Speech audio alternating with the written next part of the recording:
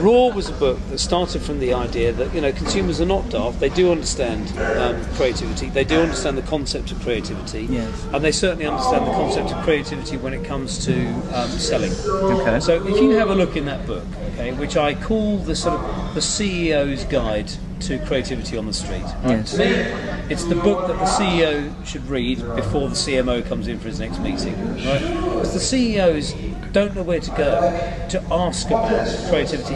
They know that it's there conceptually, but they don't necessarily know who would I ask about creativity. Do I ask McKinsey? Do I ask my consultants? But do I ask my agencies? No, that's in the marketing area. So, and even if I do get to those right people,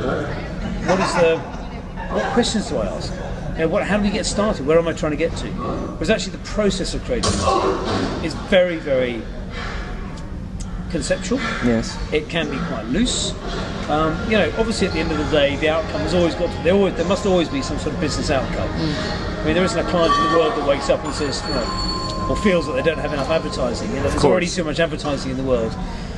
But creativity, visible or invisible, output or no output, creative thinking or creative conceptualization or creative production, whatever that is, creativity is something that can really only be bought from creative people, and creative people tend to congregate inside creative companies.